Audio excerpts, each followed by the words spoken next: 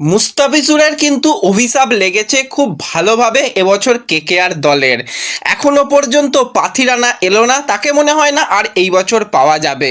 রঘুবংশী কিন্তু হিরো থেকে ভিলেন হয়ে গেল। তো এই ভিডিওতে আমরা কথা বলবো কেকেআরের ম্যাচ হেরে যাওয়ার পর বেশ কিছু বড় বার্তা কিন্তু রাহানে দিল। এখনো পর্যন্ত পাথিরানা কেন এলো না সেটা তোমাদের জানাবো। তো ইন্টারেস্টিং ভিডিও হবে, শুরু থেকে শেষ পর্যন্ত দেখো। ভিডিও ভালো লাগলে লাইক শেয়ার করে দিও, আর যারা চ্যানেলে প্রথমবারের জন্য এসেছো মনে করে চ্যানেলটাকে সাবস্ক্রাইব করে নিও, তাহলে প্রিয় দলের খেলার সমস্ত আপডেট তোমরা এখানে পেয়ে যাবে। তো চলো আর দেরি না করে ভিডিও শুরু করা যাক। তো পরিষ্কার বোঝা যাচ্ছে মুস্তাফিজুরের কিন্তু অভিশাপ লেগেছে কেকেআর দলের উপর। কারণ কেকেআরের তো পুরোপুরি প্ল্যানিং ছিল এবছরে মুস্তাফিজুরকে নিয়ে, যে তাকে কিন্তু ডেথ ওভারে পাওয়া যাবে, সে রেড ওভারে দুটো বল করবে এবং তার সাথে হার্ষিদ রানা মিলে কিন্তু ডেথ ওভারটা সামলে দেবে, বা সেখানে পাথিরানা মিলে কিন্তু সামলে দেবে। সেরকমটাই কেকেআর প্ল্যানিং করে অবশ্যই ভালো টাকা দিয়ে কিন্তু মুস্তাফিজুরকে নিয়েছিল। কিন্তু কেকেআর তো কখনোই মুস্তাফিজুরকে ছাড়তে চায়নি, কিন্তু সমস্যা অনেক তৈরি হলো। ইন্ডিয়া এবং বাংলাদেশ তাদের কিন্তু যে নিজেদের মধ্যে সম্পর্ক খারাপ থাকার দরুন কিন্তু শেষ পর্যন্ত নির্দেশ এলো কেকেআরকে ছেড়ে দিতে বাধ্য করা হলো, এবং কেকেআরের হাত পা বাঁধা, তাদের কিন্তু ছাড়তে হলো। কিন্তু কেকেআরের তো ডেফিনেটলি প্ল্যান ছিল মুস্তাফিজুরকে নিয়ে, সেটা আমরা সকলেই জানি। সেই কারণেই তো তাকে ভালো টাকা দিয়ে অন্যান্য দলেরাও তাকে নেওয়ার জন্য চেষ্টা করছিল, কিন্তু শেষ পর্যন্ত তাকে দলে নিল। তো এখানেই মনে হচ্ছে অভিশাপ লেগেছে, কারণ বাংলাদেশের অনেকেই দুঃখ পেয়েছিল মুস্তাফিজুরকে ছেড়ে দেওয়া। কিন্তু দেখতে গেলে কেকেআরের এক্ষেত্রে কিন্তু কোনো দোষই ছিল না, কেকেআর তো ভালোর জন্যই কিন্তু নিয়েছিল, কিন্তু শেষ পর্যন্ত কেকেআরকে বাধ্য করানো হলো যে তাকে ছেড়ে দেওয়া। তো তাকে ছেড়ে দেওয়ার পর কিন্তু কেকেআরের আমরা সোশ্যাল মিডিয়া পেজেও দেখেছিলাম যে বাংলাদেশের একটা হিউজ ফ্যান বেস কেকেআরকে সাপোর্ট করছিল, কিন্তু তারা সঙ্গে সঙ্গে কিন্তু মুখ ফিরিয়ে নেয় যে আমাদের মুস্তাফিজুর খেলছে না, আমরা কেকেআরকে সাপোর্ট করব না। তো এরপরেও যেটা সমস্যা হয়, একাধিক প্লেয়ারের চোট, গুরুত্বপূর্ণ প্লেয়াররা ছিটকে যাওয়া, সেখানে হার্ষিদ রানা ছিটকে গেল, আকাশদীপ ছিটকে গেল, তাদের রিপ্লেসমেন্ট প্লেয়ার হিসাবে প্লেয়ার নেওয়া হয়েছে। কিন্তু যেরকমভাবে হার্ষিদ রানা নিজের টি-20 খেলাটা উন্নতি করেছিল, সেই স্কিল সেটের প্লেয়ার পাওয়া যায়নি, সেটা পরিষ্কার আমরা জানি। হ্যাঁ, তার পরিবর্তে একদিকে নন্দীপ সাইনি, একদিকে সৌরভ দুবেকে নেওয়া হয়েছে, কিন্তু তারা অতটাও এফেক্টিভ নয়, আর তাদের তো ব্যবহার করাই হচ্ছে না। আর এছাড়া যদি আমরা কথা বলি যে পাথিরানাকে নিয়ে, ভাই পাথিরানার মনে হয় না এবছর আর আইপিএল খেলা সম্ভব হবে। কারণ মেন সমস্যা হয়ে দাঁড়িয়েছে তার চোটের থেকেও শ্রীলঙ্কান ক্রিকেট বোর্ড। কারণ আমরা জানি আরসিবি দলেরও গুরুত্বপূর্ণ প্লেয়ার নুয়ান তুষারা রয়েছে, যে কিন্তু একটা ভালো টাকাতেই আরসিবি দলে এসেছে, তাকে কিন্তু 1.6 সিআরে দলে নিয়েছে আরসিবি। কিন্তু নুয়ান তুষারা কিন্তু এবার রীতিমতন শ্রীলঙ্কান ক্রিকেট বোর্ডের উপর কিন্তু তারা মামলা করেছে, কারণ নুয়ান তুষারা জানাচ্ছে যে তার কোনো রকম কোনো চোটই নেই, কিন্তু শ্রীলঙ্কান ক্রিকেট বোর্ড তাকে কোনোভাবেই এনওসি দিচ্ছে না, আইপিএল খেলা ছাড়পত্র দিচ্ছে না। তো তার চোট নেই, তার ফিটনেসও সে ঠিক রয়েছে, সে সেটা জানাচ্ছে। এবং সে এটাও অভিযোগ করছে বেশ কিছু শ্রীলঙ্কার কর্তারা কিন্তু এমন ফন্দি এঁটেছে তার কেরিয়ার শেষ করে দেওয়ার জন্য, তাই তাকে কিন্তু কোনোভাবেই এনওসি দেওয়া হচ্ছে না। অলরেডি সে কিন্তু কেস করে দিয়েছে, এবং সে তার শুনানিও রয়েছে, 9 এপ্রিল শুনানি রয়েছে। তো তারপর দেখা যাবে যে নুয়ান তুষারা আসতে পারে কিনা। এবং একই রকম কার্যক্রম কিন্তু চলছে এই পাথিরানাকে নিয়ে, কারণ পাথিরানারও ইনজুরি রয়েছে, কিন্তু ইনজুরি থেকে সে রিকভারি করছে, তার এজেন্ট জানাচ্ছে খুব তাড়াতাড়ি আসবে, এই হবে ওই হবে। কেকেআরও অনেক লেগে রয়েছে পিছনে, কিন্তু শ্রীলঙ্কান ক্রিকেট বোর্ড যদি না ছাড় দেয় তাহলে কি হবে। নুয়ান তুষারার তো তবু আলাদাই ব্যাপার, তার 31শে মার্চ পর্যন্ত শ্রীলঙ্কান বোর্ডের সঙ্গে চুক্তি ছিল, চুক্তি শেষ হয়ে গেছে, সে নতুন করে চুক্তিও করবে না, দরকার হলে সে জানিয়েছে যে আমি অবসর নিয়ে নেবো, অবসর নিয়ে আমি শুধুমাত্র এই যে ফ্র্যাঞ্চাইজি লিগগুলো খেলবো। কারণ অবশ্যই প্রত্যেকটা প্লেয়ারেরই একটা টাকা পয়সার দরকার রয়েছে, সেই কারণে কোটি টাকার লিগকে কে ছাড়তে চায়। তো এখনো পর্যন্ত আরসিবি সেই কারণে রিপ্লেসমেন্টও নিতে পারছে না, তাতে আরসিবির ক্ষতি হচ্ছে, এবং নুয়ান তুষারা মনে করছে তার কেরিয়ারেরও ক্ষতি হচ্ছে। তো একই রকম কার্যক্রম কিন্তু চলছে পাথিরানাকে নিয়ে, সেটা বলাই যায়। এরকম চলতে থাকলে ভাই পাথিরানার রিপ্লেসমেন্ট আমি অনেক আগেই বলেছি নিয়ে নেওয়া দরকার। কারণ যদি 6-7টা ম্যাচ নাই পাওয়া যায়, তারপর এসে মানিয়ে নেওয়া, দলের সঙ্গে কম্বিনেশন তৈরি করা, ভাই খুব চাপের ব্যাপার হবে। তো এটাও কিন্তু একটা কেকেআরের জন্য বড় ধাক্কা বলতে হয় যে এখনো পর্যন্ত পাথিরানাকে পাওয়া যাচ্ছে না।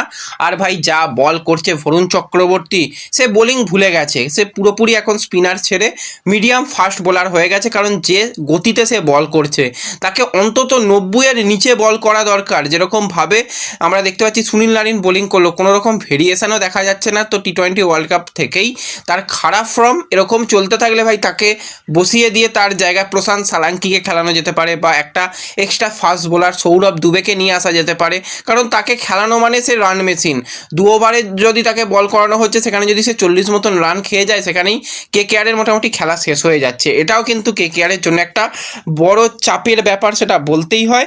এবং অবশ্যই কেকেআরের ম্যাচ কালকে হেরেছে এবং সেখানে রীতিমতন ভালো ব্যাটিং করেও কিন্তু ম্যাচের মধ্যেই ভিলেন হয়ে গেছে আঙ্ক্রিক্স রঘুবংশী। কারণ রঘুবংশীর ভুল বোঝাপড়ার জন্য প্রথমে ক্যামেরন গ্রিনকে সে আউট করে এবং পরবর্তী সময় কিন্তু আমরা দেখতে পেলাম রিঙ্কু সিংয়ের সঙ্গে ভুল বোঝাপড়ার জন্য নিজে রান আউট হয়। হ্যাঁ, সে ভালো ব্যাটিং করেছে, ব্যাক টু ব্যাক ম্যাচে কিন্তু সে অর্ধশত রান করে এই মুহূর্তে অরেঞ্জ ক্যাপ তার মাথায় রয়েছে। কিন্তু তাকে আরও বেশি নিজের খেলার উপর ফোকাস করতে হবে। ব্যাটিং সে যেরকম করছে, প্লেয়ারদের সঙ্গে বোঝাপড়া তৈরি করতে হবে। তো এই দুটো রান আউট কিন্তু কেকেআরকে অনেকটাই ব্যাকফুটে ফেলে দেয় এবং কেকেআর তারপর যা করেছে আমরা জানি যে ব্যাটিংয়ে কেউ দাঁড়াতেই পারছে না।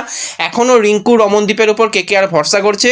তারা কবে যে খেলেছে, যে কবে ম্যাচ জিতিয়েছে মনে পড়ে না। রিঙ্কু তবু সেই বহু যুগ আগে একটা গুজরাটের বিরুদ্ধে ম্যাচ জিতিয়েছিল, কিন্তু রমনদীপ ম্যাচ জিতিয়েছে আমরা শুনে আসছি রমনদীপ ভালো ব্যাটিং করবে, ফিনিশিং করবে, কিন্তু কবে? তার থেকে ভাই আরও অন্যান্য প্লেয়ার রয়েছে, তাদের সুযোগ দিক, তারা খারাপ করুক তবু মেনে নেওয়া যায়। অনেক দিন রমনদীপ হয়ে গেছে, আর ভাই চলছে না, আর কত ট্রাস্ট করা হবে? রহমান পাউলের মতন বিগ হিটার প্লেয়ারকে কেকেআর বসিয়ে রেখেছে। অন্যদিকে টিম সাইফাটের মতন বিধ্বংসী ওপেনারকে বসিয়ে রেখেছে। ক্যামেরন গ্রিন হ্যাঁ ভালো প্লেয়ার, সে মিডিল অর্ডারে এসে ভালো করতে পারে, কিন্তু করতে তো পারছে না, বলও করছে না, তাকে খেলিয়ে যাওয়া হচ্ছে। সমস্ত কিছু দেখতে গেলে কিন্তু বেশ খারাপ পরিস্থিতি বলতেই হয়। এবং কেকেআরের কাছে কিন্তু এখন অতিরিক্ত সন্ন্যাসী হয়ে গেছে, সেই জন্য একদম সব কিছু নষ্ট হয়ে যাচ্ছে। সেখানে আমরা দেখতে পাচ্ছি একের পর এক বড় বড় নাম রয়েছে, কিন্তু প্লেয়ারদের পারফরমেন্স 2 ম্যাচে যা করেছে, এরপর কেকেআর যে এই বছর চ্যাম্পিয়ন হবে এই আশা করা অনেক কেকেআর সমর্থক ছেড়ে দিয়েছে। শুধুমাত্র হ্যাঁ কেকেআর জিতবে সেটাই এনজয় করব, সেটাই সেলিব্রেট করব, সেটা বলতে হয়। কারণ দলের মধ্যে কোনো কিছুই ঠিক নেই, যে একদিন ব্যাটিং ভালো হয় তো অন্যদিন বোলিং খারাপ হয়, অন্যদিন বোলিং খারাপ হয় তো ব্যাটিং ভালো হয়, এই হয়ে গেছে ব্যাপার। তো দলের মধ্যে বোঝাপড়ার বিরাট কিন্তু অমিল দেখা যাচ্ছে এবং কেকেআর পরপর ম্যাচও হারছে। এবং ম্যাচ হেরে যাওয়ার পর কিন্তু সাংবাদিকদের মুখোমুখি হয়ে আজিঙ্কা রাহানে বলে 2023 সালের পর থেকে আমার স্ট্রাইক রেট সেরাদের মধ্যে একটি। যারা আমার স্ট্রাইক রেট নিয়ে কথা বলছে তারা হয়তো আমাকে হিংসা করছে অথবা মেনে নিতে পারছে না আমি এতটা উন্নতি করেছি, কিংবা তারা খেলাটা বোঝেই না। তার মানে আজিঙ্কা রাহানের নিজের পারফরমেন্সে খুশি। হ্যাঁ, রাহানে যেটুকু ব্যাটিং করে অবশ্যই খারাপ নয়, এটুকু বলবো যে হ্যাঁ খুবই খারাপ সেরকম নয়, মোটামুটি চালিয়ে দেওয়ার মতন। কিন্তু সে তো দলের ক্যাপ্টেন, তাকে আরও দায়িত্বশীল হতে হবে। যেখানে অভিষেক শর্মার মতন প্লেয়ার ব্যাটিং করছে, তার সামনে কেন স্পিন আনা হলো না সেটা তো অবশ্যই প্রশ্নচিহ্ন আসবে। এবং কাকে কখন বল করাতে হবে কোনো ঠিক নেই, মানে কোনো কিছুই যেন তার জন্য ভালো যাচ্ছে না। সব মিলিয়ে কিন্তু জঘন্য পরিস্থিতি হয়ে গেছে।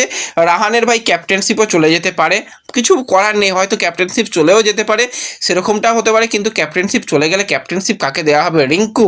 ভাই রিঙ্কু ক্যাপ্টেন হওয়ার মতন তার যোগ্যতা নেই।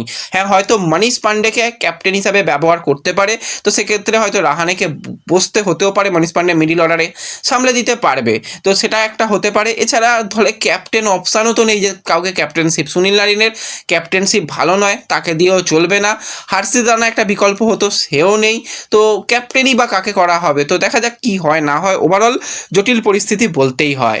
এবং আজকে আরও একটা গুরুত্বপূর্ণ আইপিএলের ম্যাচ রয়েছে, যেখানে চেন্নাই সুপার কিংস তাদের আইপিএলের অভিযান তাদের হোম ম্যাচ থেকে করতে চলেছে। আজকে প্রথম ম্যাচ হেরে যাওয়ার পর তারা মুখোমুখি হতে চলেছে পাঞ্জাব কিংসের সঙ্গে, যেই পাঞ্জাবের রেকর্ড কিন্তু আবার এই চেন্নাইয়ের ঘরের মাঠে আলাদাই রেকর্ড। তো সেক্ষেত্রে আজকে একটা হাই ভোল্টেজ ম্যাচ হবে। ব্র্যাভিস সে অনেকটাই ফিট হয়ে এসেছে, আজকের ম্যাচ সে খেলবে কিনা সেই দিকে নজর থাকবে। আজকেও কিন্তু একটা হাড্ডাহাড্ডি ম্যাচ হতে চলেছে, সেটা বলাই যায়। তো আজকের ম্যাচে কোন দল জিতবে অবশ্যই আমাকে কমেন্টে জানিও। ভিডিও ভালো লাগলে লাইক শেয়ার করে দিও। দেখা হবে পরবর্তী ভিডিওতে, ধন্যবাদ।